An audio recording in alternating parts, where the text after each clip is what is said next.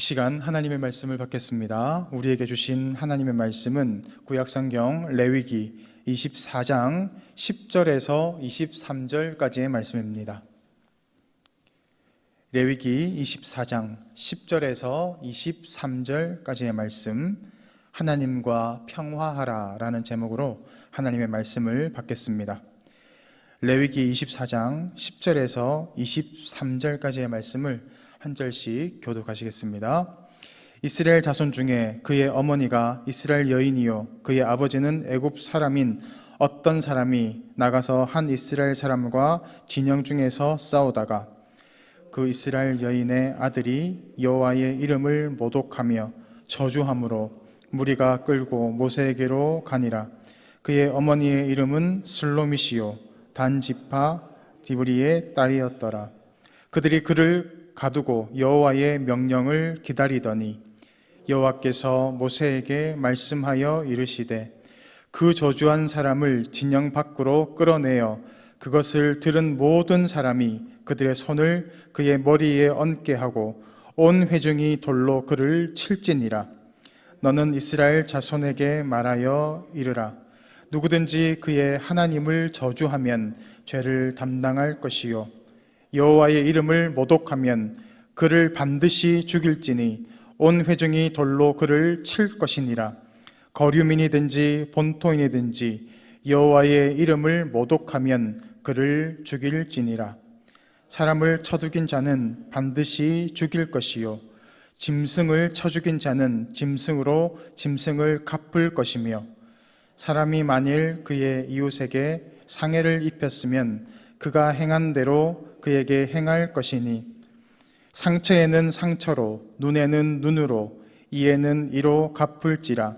남에게 상해를 입힌 그대로 그에게 그렇게 할 것이며 짐승을 죽인 자는 그것을 물어줄 것이요 사람을 죽인 자는 죽일지니 거류민에게든지 본토인에게든지 그 법을 동일하게 할 것은 나는 너희의 하나님 여호와임이니라. 모세가 이스라엘 자손에게 말하여 그들이 그 저주한 자를 진영 밖으로 끌어내어 돌로 쳤더라. 이스라엘 자손이 여호와께서 모세에게 명령하신 대로 행하였더라. 아멘. 오늘 본문의 말씀에 한 사건이 등장하고 있습니다. 어떤 사람이 하나님을 모독하고 하나님을 저주하다가 이스라엘인과 싸움이 붙게 되었다라는 내용입니다. 흥미로운 것은 성경은 그 사람에 관해서 별 관심이 없습니다. 그리고 그 사람의 아버지에 관해서도 별 관심이 없습니다. 성경의 관심은 바로 그 사람의 어머니가 누구인가에 대한 관심을 갖고 있습니다. 슬로밋이라는 이 여인, 그리고 그가 어느 누구의 딸이며 어느 지파에 속해 있는가라고 성경은 이 여인에 관해서 초점을 맞추고 있음을 바라보게 됩니다. 그것은 바로 성경의 관심이 어디에 있는가, 오늘 본문의 주제가 어디에 있는가를 보여주고 있는 것이기도 합니다. 왜 성경은 하나님을 모독하고 또 하나님을 대적한 그 사람과 그의 아버지에게 관심이 있는 것이 아니라 바로 이 어머니 슬로밋에게 관심을 가지고 있는가에 대해서 살펴보고자 합니다. 오늘 이 슬로밋이라는 여인은 단지파의 사람입니다. 이스라엘인이었습니다. 이 여인의 이름은 슬로밋인데 그 슬로밋이라는 이름의 뜻은 평화라는 뜻입니다. 이 여인은 애굽에 살면서 애굽에 있는 한 남자와 사랑에 빠진 것 같습니다. 성경은 이방인과의 통혼을 부정적으로 바라보고 있습니다. 왜냐하면 이방인과의 통혼을 하게 되면 자연스럽게 그들이 섬기고 있는 우상들의 영향을 받을 수 있기 때문입니다. 당시 고대 근동에 있던 이 이방 문화, 이방의 종교의 모습은 육체적인 본능을 자극하는 것이었습니다. 따라서 하나님의 백성들이 이방의 문화와 이방의 이런 신앙적인 문화를 접하게 되면 하나님을 섬기는 일에 크게 오염이 되게 될 것이고, 하나님을 섬길 수 있는 그런 거룩한 모습을 잃어버리게 될 것이기 때문에 하나님은 이방인과의 통혼을 엄격하게 금지하고 있었습니다. 그런데 이 여인은 자신의 동족과 결혼한 것이 아니라 애굽의 어떤 남자와 결혼을 하였다라고 오늘 성경은 이야기하고 있습니다.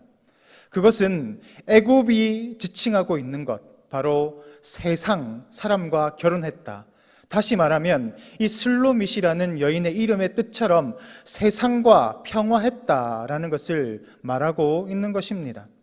하나님의 백성이 하나님과 평화하지 못하고 세상과 평화하며 세상과 함께 동거하며 살아갈 때 어떠한 결과를 맞이하게 되는가라는 것이 오늘 성경이 우리에게 이야기하고 있는 주제이기도 하는 것입니다.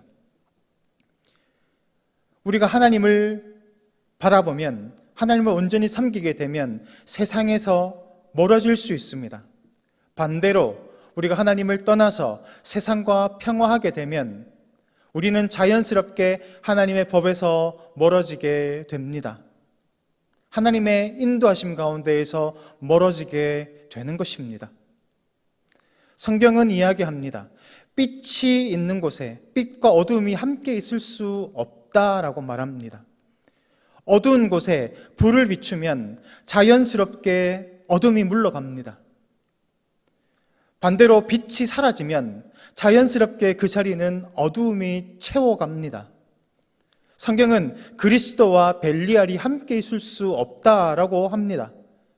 빛 대신 주님을 만나 섬기게 되면, 하나님과 동행하게 되면 어두움이라는 세상의 신들은 사라져 버리는 것입니다. 성경은 돈과 하나님을 겸하여 섬길 수 없다라고 말합니다. 우리가 돈을 선택하면 하나님에서 자연스럽게 멀어지게 됩니다. 우리가 돈을 사랑하게 되면 신앙에서 점점 더 멀어지는 삶을 살아가게 되는 것입니다. 반대로 우리가 하나님을 온전히 섬기고 하나님에게 최우선주의로 살아가게 되면 돈에서 점점 멀어질 수 있습니다. 자유케 될 수 있습니다. 우리가 누구를 섬기는가, 무엇을 붙잡는가에 따라서 우리의 우선순위가 자연스럽게 바뀌게 되는 것입니다. 오늘 이 슬로밋이라는 여인은 애굽의 남자, 즉 세상과 평화하며 살았습니다. 그 결과가 어떻게 나타나고 있는가 성경은 바라보라고 하는 것입니다. 그것이 바로 오늘 사건의 본 모습입니다. 오늘 이 슬로밋의 아들은 하나님을 모독하고 하나님을 저주하는 모습으로 드러나고 있으며, 그것은 이스라엘 서로 백성들과 다툼으로 이어지게 된다라는 것입니다. 하나님을 모독한다라는 것은 찌르다라는 의미를 가지고 있는데 형편없이 망가뜨린다라는 의미를 가지고 있습니다. 하나님의 백성으로 살아가야 할 그 이스라엘에 속한 사람이 하나님을 저주하고 하나님의 이름을 모독하고 하나님의 그 영광을 형편없이 무너뜨리고 망가뜨리고 있다라는 것입니다. 그리고 그것이 결국에는 이스라엘인과 서로 분쟁케 되고 싸우게 되고 하나 되지 못하게 하는 모습으로 드러나고 있는 것입니다. 세상과 평화하는 그 모습이, 그 결과물이 결국은 이러한 부정적인 결과물로 나타나게 된다라고 성경은 우리에게 경고하고 있습니다. 이것은 단순히 세상 사람과 결혼한다라는 의미가 아니라 세상과 세상에 우리의 마음을 빼앗기고 하나님을 떠나서 살아가는 사람의 그 결과가 어떠함을, 그 비참함이 어떠함을 우리에게 보여주고 있는 것입니다. 반대로 이야기하자면 우리가 하나님과 평화하며 나아갈 때 어떻게 된다는 것입니까? 하나님께 기쁨이 되고 하나님께 영광을 올려드리는 삶을 살아가게 되고 결국 하나 되고 화목하게 되는 하나님의 나라를 이루어가게 될 것이다 라고 말하고 있는 것이기도 합니다. 하나님을 기쁘시게 하는 것, 바로 하나님의 일을 하는 것입니다. 그렇다면 하나님의 일을 하는 것이 무엇입니까? 어떻게 우리는 하나님께 기쁨과 영광을 올려드릴 수 있습니까? 신약성경 요한복음 6장 29절 말씀을 보겠습니다. 예수께서 대답하여 이르시되 하나님께서 보내신 이를 믿는 것이 하나님의 일이니라 하시니. 아멘. 어떻게 우리가 하나님의 일을 합니까? 식당 일을 하고 봉사 일을 하고 주차 일을 하는 것이 하나님의 일이기도 하지만 진짜 하나님의 일은 하나님께서 보내신 그 분을 믿는 것입니다. 예수 그리스도를 믿는 것이 바로 성도된 우리가 해야 할 근본적 일이라는 것입니다. 어떻게 하나님을 기쁘시게 할 수 있습니까? 하나님께서 보내신 그 예수님을 온전히 믿고 나의 구주로 받아들이고 그와 함께 동행하며 살아가는 것, 하나님과 평화하며 살아가는 것, 그것이 어떤 모습입니까? 예수 그리스도와 하나 되는 모습, 그리스도와의 연합을 이야기합니다. 그리스도께서 내 안에, 내가 그리스도 안에 온전히 거하면 그 사람은 열매를 많이 맺게 됩니다. 그것으로 우리는 하나님께 기쁨을 드릴 수 있고 하나님께 영광을 드릴 수 있는 것입니다. 그러므로 오늘 성경이 말하는 것, 하나님과 평화해야 한다는 것은 하나님께서 보내신 예수님을 우리 마음 가운데 온전히 모시고 오늘도 그 주님을 붙잡고 십자가를 붙잡고 나아가는 온전한 삶인 줄 믿습니다. 오늘도 그렇게 살아가시는 성도님들 되시기를 주님의 이름으로 축복합니다. 두 번째로 후반절에서는 동해보복법이라는 법이 등장하고 있습니다.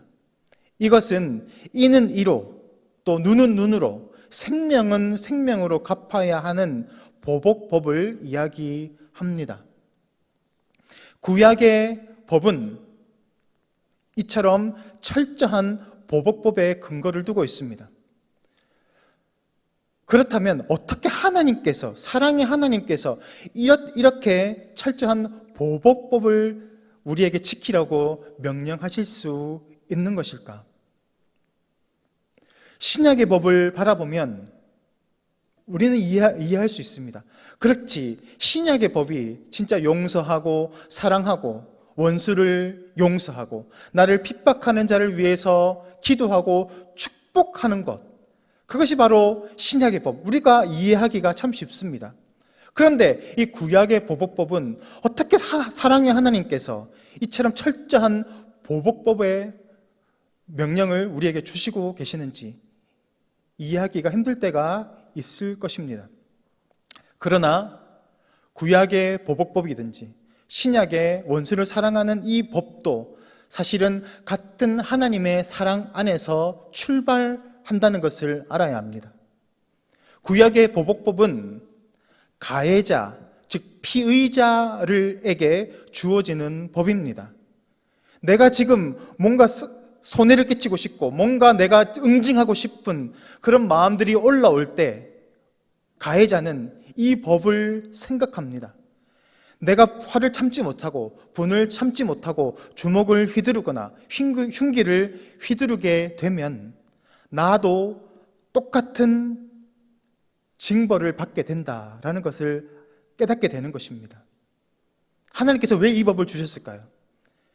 범죄하지 않게 하도록 예방하기 위함입니다. 그래서 손해를 끼치거나 또 상해를 입히고 싶은 마음이 들 때 내가 이렇게 당할 수 있겠구나, 나도 징계를 받을 수 있겠구나 라는 것을 생각하면서 범죄를 하지 않게 될 수 있는 것입니다. 신약의 법은 어떻습니까? 이 법은 철저하게 피해자의 입장에서 주어지는 법입니다. 누군가 나에게 상해를 입히고 누군가 나에게 손해를 끼치면 나도 똑같이 그를 보복을 해야 하는 게 우리의 본성입니다. 아니, 더 심하게 그에게 응징해야 하는 것이 우리의 본성 아닙니까? 그런데 예수님은 이 법을 통해서 피해를 받는 그 피해자가 용서하고 참고 또 원수 갚는 것을 온전히 하나님께 맡겨드리고 우리는 온전히 그들을 이해하고 용서하고 긍휼을 베풀어 가는 자세를 가지는 것입니다. 하나님의 법이 우리 가운데 임하면 이처럼 평화가 일어납니다. 세상과 평화하고 살아갔던 그런 모습들은 어떻습니까? 하나님을 모독하고 하나님을 대적하고 백성들끼리 다툼이 일어나게 되지만 하나님과 평화하고 살아가는 하나님의 백성들에게는 다툼이 일어나지 않도록 하나님께서 이렇게 만들어 가신다라는 것을 보라는 것입니다. 슬로밋은 세상과 평화함으로 그의 자녀의 모습을 통해서 이처럼 하나님을 대적하는 모습, 다투는 모습으로 나아갔지만 하나님은 오늘 우리에게 하나님과 평화하는 하나님의 백성으로 살아감으로 다툼이 없고 하나님께 영광을 올려드리고 또한 무엇보다도 서로 하나 되는 온전한 하나님의 나라를 이루어 가도록 우리를 인도하신다라는 것입니다.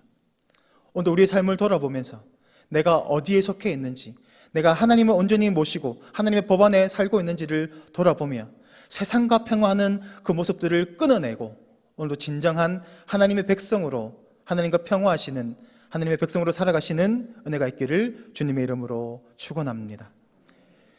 이 시간 다 같이 화면을 보시고 다 같이 기도의 말씀 다 같이 읽도록 하겠습니다.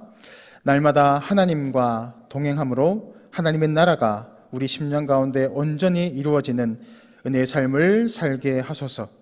세상 속에서 복음으로 선한 영향력을 끼치는 증인의 삶을 살아가게 하옵소서. 이 시간 다 같이 기도드리겠습니다. 사랑과 은혜가 풍성하신 하나님 아버지, 주님의 은혜를 감사를 드립니다. 오늘도 주님께서 우리와 함께 하시고 주님과 평화하게 하심으로 세상의 법대로 살아가지 않고 하나님께 영광을 올려드리고 하나님을 기쁘시게 하는 주님의 백성으로 살아가게 하심을 감사를 드립니다. 날마다 주님과 동행하게 하여 주시고 하나님의 법이 우리를 온전히 다스리고 하나님의 나라가 우리 심령 가운데 온전히 임함으로 은혜를 끼치고 하나님을 기쁘시게 하는 그리스도의 삶을 살아가게 하여 주옵시고 세상 가운데서 복음을 전하는 선한 영향력을 끼치는 온전한 증인의 삶을 살아갈 수 있도록 우리 심령 가운데 은혜 위에 은혜를 더하여 주옵소서. 오늘도 함께 하실 주님을 의지하며 예수 그리스도 이름으로 기도드립니다. 아멘.